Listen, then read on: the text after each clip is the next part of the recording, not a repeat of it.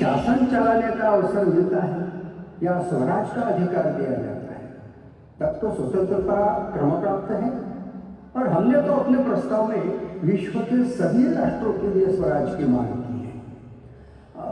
मुझे लगता है कि यही प्रस्ताव समयोचित है।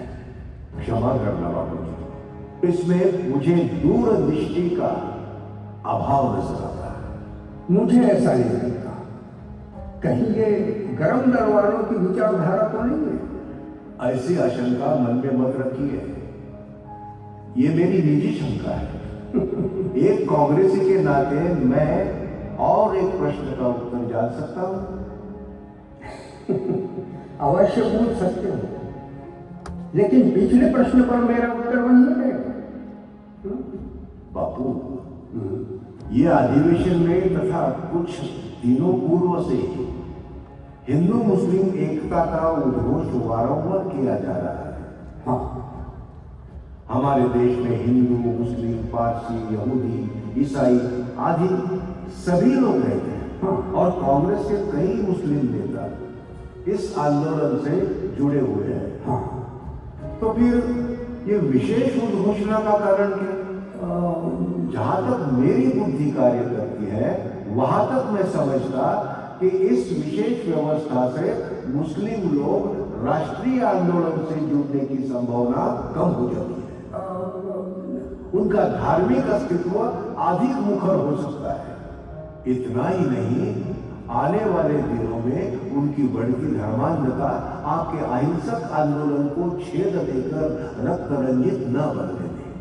खलीफा के समर्थन में जो राष्ट्रीय खिलाफत आंदोलन आपने छेड़ा है, वो मुझे अप्रस्तुत लगता है। देखिए, इस तरह से भविष्य में वे लोग अपनी मनमानी करेंगे और हमसे तुष्टीकरण की आशा भी करेंगे। मुझे ऐसा नहीं लगता। मेरे विचार में अगर सभी हिंदू भाई इस समय मुसलमानों के साथ खड़े हो जाए तो संभव है मुसलमान इस देश को अपना मानकर कंधे से कंधा मिलाकर आंदोलन का हिस्सा बनेंगे। हमारे विशाल हृदय का और व्यापक दृष्टि का उन पर होने वाला प्रभाव मैं देख रहा हूं, और वो अपनी धर्मनिष्ठा से बढ़कर राष्ट्र प्रेम से अपना कर्तव्य निभाते हुए मुझे दिखाई दे रहे हैं। बापू, मैं तो उनकी पृथकता का अनुभव करता हूं और गौ रक्षा की मांग करने वाले श्री बड़े जी को जिस तरह से अपमानित किया गया, उसकी निर्भत्सना करता हूं। मैं मेरे कहने पर अड़ी हूं, संदेह को अस्वीकृत करता हूं। बड़े जी का अपमान होना, ये घटना मुझे एक गैर मतलब की लगती है। यद्यपि कांग्रेस ऐसी घटनाओं का समर्थन ना करे तो बेहतर होगा।